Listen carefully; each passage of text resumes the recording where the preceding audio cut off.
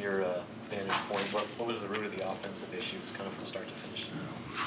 That's a great question, Robin. I think early we missed so many plays at the rim. I thought it affected our confidence. I thought we started pressing. We stopped trusting. And when we trust, when we make simple plays, we're a pretty effective team.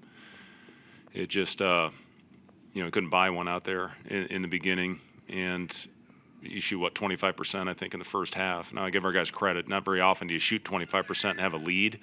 So I thought defensively they found a way to lock down and keep us in a game where the ball wasn't going in the basket. And you have to do that. You're going to have games over the course of the season that are like this, where the ball's not going in the hoop.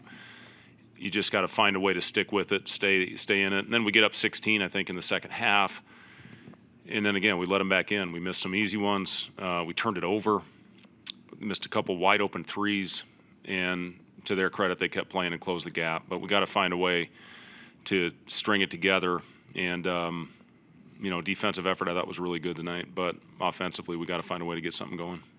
What did you see on the defensive end that you were happy with? Our activity was really good. I think we forced, 20 or 22 turnovers, 13 in the first half. And just, that kept us in the game. We got to the free throw line as well, which you have to do when the ball's not going in. And I thought our overall activity. And then when they made their run, we lost guys. We started gambling. We got on top of them. They got behind us.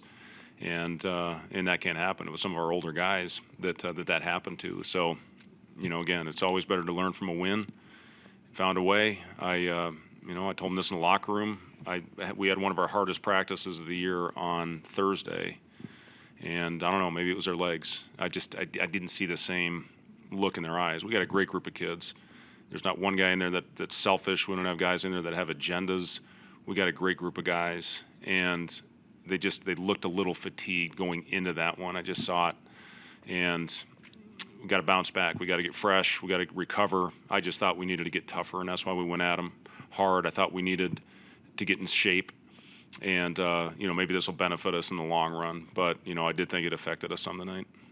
You mentioned the killer mentality aspect of it. When you got 11 turnovers from two of your top veteran players, I guess who do you turn to when the game's on the line right now? Like, who would you say are the alphas of this? I mean, those guys. They did it last game. I thought Bryce and Raleigh were phenomenal in game one, and they had their moments. Bryce came out and hit 2 threes to get us going, to extend it a little bit in the second half. Raleigh had a nice little stretch, but they just, we just looked like a fatigued team in that first half. Once we got it going, we found a little rhythm. It was, it's how we want to play. But then again, we got a little stagnant after that happened. I think we had 3 or 4 shots blocked in transition. You got to make the play, and right now it's trust. Just go out there. We're trying to play in small spaces too much. And again, I thought we just started pressing when the ball wasn't going in, as opposed to trust it, keep moving it, get good looks, which we had some. There's no doubt about it. We missed some wide open shots that hopefully we will make in the future.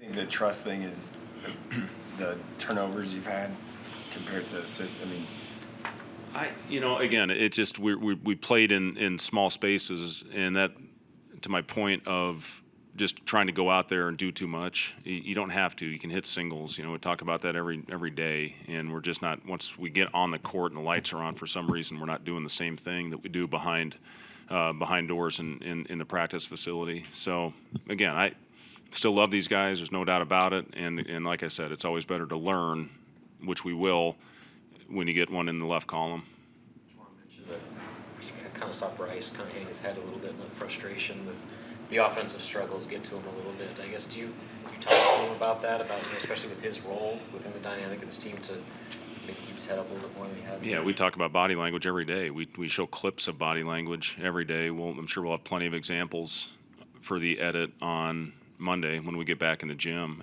Listen, here's what I told the guys. Find a way to freshen up, get your legs right, get your mind right, and we need 3 really good days here moving forward. Win the recovery day tomorrow, and then have 2 good days of prep heading into the game on Wednesday. Thanks, guys.